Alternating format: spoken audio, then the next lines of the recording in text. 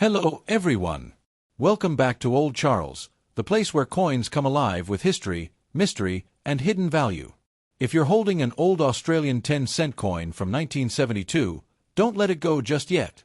Today, we're diving into everything you need to know about this small silver coin that might be worth more than you think. The 10-cent coin is a familiar sight in Australia, part of the decimal currency system introduced in 1966. But the 1972 version? That one has a few interesting stories to tell. This coin features the young portrait of Queen Elizabeth II on the obverse, designed by Arnold Machin. It was used on Australian coins from 1966 to 1984. On the reverse is the superb image of the lyrebird, a symbol of elegance and national pride, designed by Stuart Devlin, the same man who designed many of Australia's decimal coins.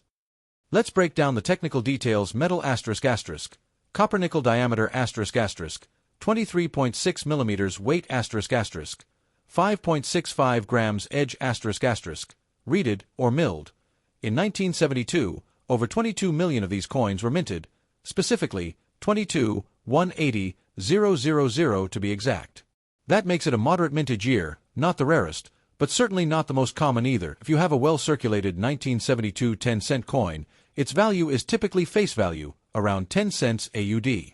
However, collectors may pay $0.20 to $1 AUD depending on condition, especially if it's in better than average circulated condition.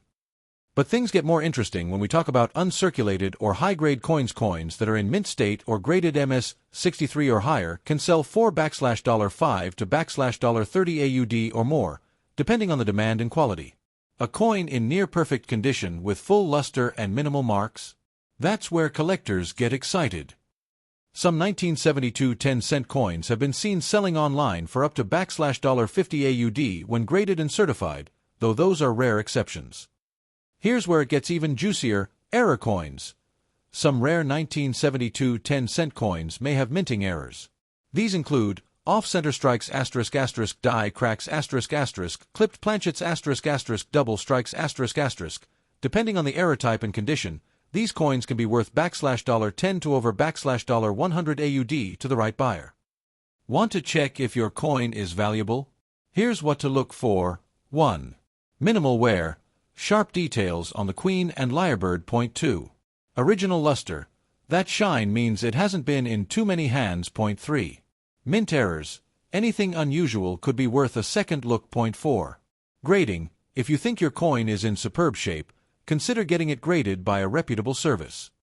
So, is the 1972 Australia 10-cent coin a hidden treasure? Well, it may not make you a millionaire, but under the right conditions, it's definitely worth more than face value, especially if it's uncirculated or has an error. Let's rewind the clock and take a closer look at the history behind the 10-cent coin in Australia, and why the 1972 issue deserves a spotlight. Australia officially switched to decimal currency on 14 February 1966, replacing the old pounds, shillings, and pence system with a simpler dollar and cent structure. The 10-cent coin was introduced as a direct replacement for the 1 shilling coin. From the very beginning, the 10-cent coin kept the same size, weight, and composition as the shilling, and that tradition continues to this day. The reverse of the coin featured the superb lyrebird, a native Australian bird known for its extraordinary ability to mimic sounds. This design was created by Stuart Devlin, a master designer who helped shape much of Australia's modern coinage.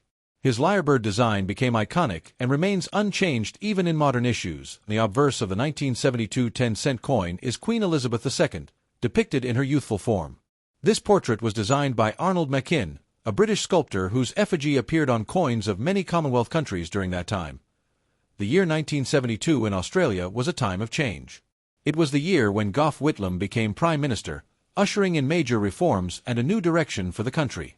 Economically, the nation was recovering from global inflation pressures, and coins like the 10-cent piece were essential in daily transactions, from buying groceries to paying for a cup of coffee. In 1972, the Royal Australian Mint produced 22.18 million 10-cent coins.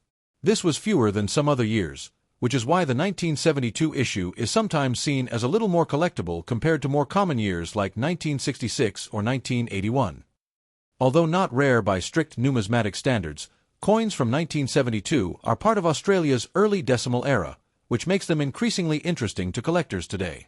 Many coins from this time were heavily used, so finding a high-grade or uncirculated example from 1972 can be a challenge. Now that we know the history of the 1972 Australian 10-cent coin, it's time to talk about one of the most important factors that determines its value: the condition. Also known as coin grading. Coin collectors and dealers use a grading scale to describe a coin's physical state, and even a small difference in condition can mean a big difference in value. Let's break it down. When a coin is professionally graded and sealed by services like PCGS or NGC, it receives a score between MS-60 and MS-70. 1972 10-cent coin graded MS-63 or higher can sell for $15 to $50 AUD, or even more at auction. Why? Because serious collectors pay a premium for certified quality. These coins are rare in this condition due to heavy circulation in the 1970s. Use a magnifying glass. Look at the queen's hair and the lyrebird's tail. Are they sharp or flat too? Hold it under light. A coin with mint luster will reflect light evenly. 3. Check for scratches or dents. The fewer marks, the higher the grade. 4. Avoid cleaning your coin. It can decrease its value.